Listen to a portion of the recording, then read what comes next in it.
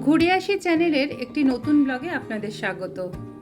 আজ শুক্রবার অফিস থেকে ফেরার সময় মা বাবার সাথে চলে এসেছি বাড়ির কাছাকাছি একটা রথযাত্রার মেলায়। মেলাতে ঢোকার আগেই মা কিনে নিল বাড়ির ঠাকুরের জন্য কিছু আসন।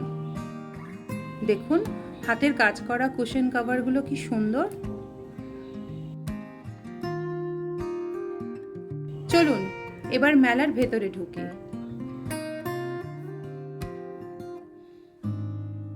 মেলার ভেতর ঢুকে মনটা আনন্দে যেন নেচে উঠল। কত আলো, দোকান, মানুষজনের জায়গাটা জমজমাট হয়ে উঠেছে। এসেছে বিভিন্ন জায়গা থেকে প্রচুর লোক। পরপর দোকানগুলো বিক্রি করছে জুয়েলারি আর টুকটাক নানা রকম জিনিস। বাংলাদেশি কিছু মানুষও এসেছে শাড়ি বিক্রি করতে। আমার মায়ের শাড়ির প্রতি একটা বিশেষ টান আছে। শাড়ির দোকান দেখলেই মায়ের পাগুলো যেন নিজে থেকেই মাকে সেই দোকানের দিকে টেনে নিয়ে যায়। এই দোকানটিতে খুব সুন্দর শাড়ির কালেকশন। প্রত্যেকটি শাড়ির রং আর ডিজাইন আপনার মন কাড়তে বাধ্য।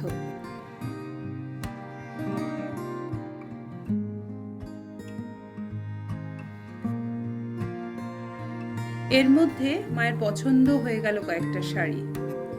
সাদার মধ্যে কাজ করা শাড়িটা আর নীল আর সবুজ লাল ঢাকাই জামদানিটাও নেওয়া হলো।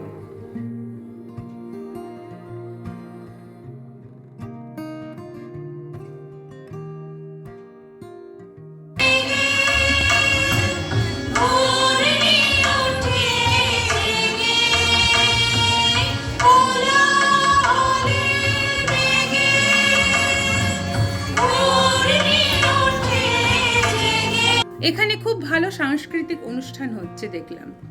গান শুনে মনটা যেন ভরে গেল।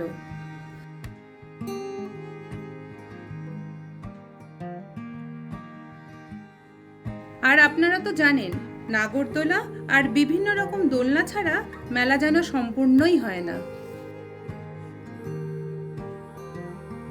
মেলাতে এই খেলাটা দেখে মা বাবা নিজেদের মধ্যে কম্পিটিশন করলো, কে কটা বেলুন ফাটাতে পারে। খেলা শেষে দেখা গেল মা বাবা দুজনেই পাঁচটা পাঁচটা করে বেলুন ফাটাতে পেরেছে। চলুন এবার বাড়ির দিকে রওনা দেওয়া যাক। আজ দিনটা রবিবার।